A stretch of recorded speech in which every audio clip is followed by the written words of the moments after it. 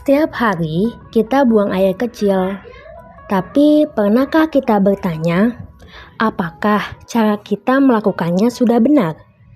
Apakah berdiri lebih praktis atau jongkok lebih sehat? Dalam Islam, Rasulullah SAW lebih sering jongkok saat buang air kecil.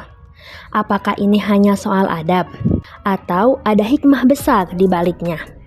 Hari ini kita akan bahas dari sisi sunnah hingga sains modern. Mungkinkah posisi kencing bisa mencegah penyakit serius? Dalam banyak hadis, Rasulullah SAW disebutkan lebih sering buang air kecil dalam posisi jongkok.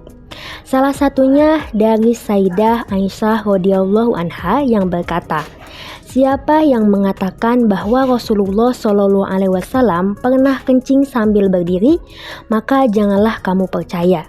Hadis riwayat Tirmizi. Posisi jongkok ini dilakukan di tempat yang sepi dan tertutup, menjaga aurat, menghindari najis, serta mencerminkan adab yang tinggi dalam Islam. Tapi, benarkah ini hanya sekedar adab? Ternyata, sains modern pun mulai menyadari manfaat besar dari posisi ini.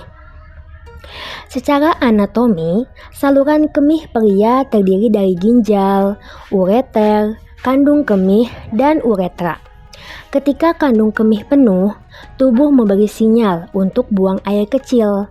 Tapi, posisi tubuh menentukan seberapa baik urin dikeluarkan. Dalam posisi jongkok, otot dasar panggul, otot perut, dan otot sekitar kandung kemih menjadi lebih rileks. Akibatnya, aliran urin jadi lebih lancar dan pengosongan kandung kemih lebih sempurna.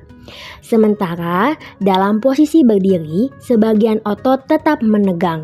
Hasilnya, urin bisa tersisa, walau hanya sedikit, namun cukup untuk menimbulkan masalah di kemudian hari. Buang air kecil sambil berdiri bisa menyebabkan pengosongan tidak tuntas. Ini berisiko menimbulkan infeksi saluran kemih atau ISK, batu kandung kemih, iritasi dan peradangan. Bahkan bisa memperparah pembesaran prostat pada pria usia lanjut. Ketika urin bertahan di dalam tubuh, bakteri bisa berkembang dan menyebabkan infeksi.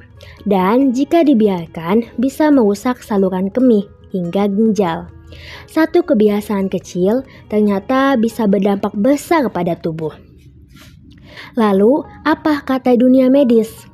Studi dari Leiden University Medical Center di Belanda menemukan bahwa pria yang buang air kecil sambil duduk atau jongkok mengalami pengosongan kandung kemih yang lebih sempurna.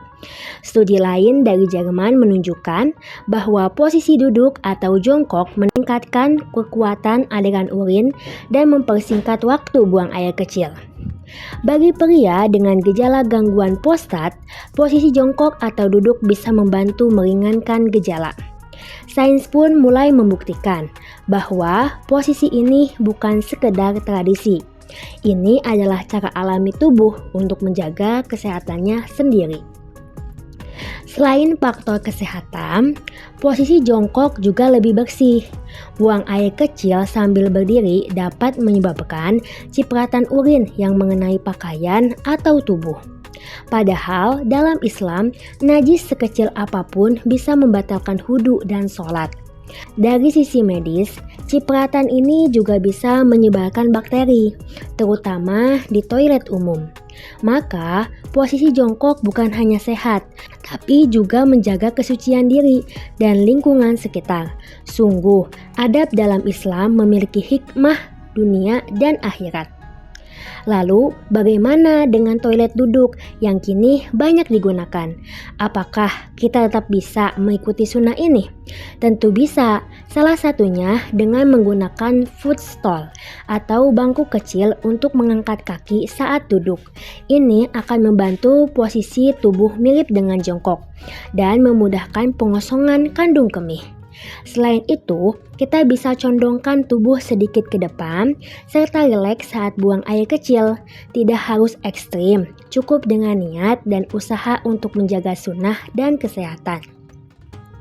Mari kita simpulkan, jongkok saat buang air kecil adalah sunnah Nabi Muhammad SAW. Ilmiah terbukti membantu pengosongan kandung kemih. Dapat mencegah ISK, batuk, hingga gangguan prostat. Menghindari cipratan, menjaga kesucian dan kebersihan. Bisa diaplikasikan bahkan di toilet duduk modern. Inilah indahnya Islam. Bahkan dalam hal yang dianggap kecil, terdapat perlindungan yang luar biasa. Sunnah bukan hanya warisan, tapi solusi nyata untuk hidup lebih sehat. Jadi, jangan remehkan cara kita buang air kecil, karena disitulah terkadang Allah selipkan perlindungan dan pahala. Mari kita hidupkan kembali sunnah, bukan hanya karena ibadah, tapi karena ia adalah kebaikan yang terbukti secara nyata. Terima kasih telah menonton. Jangan lupa untuk like, share, dan subscribe jika video ini bermanfaat.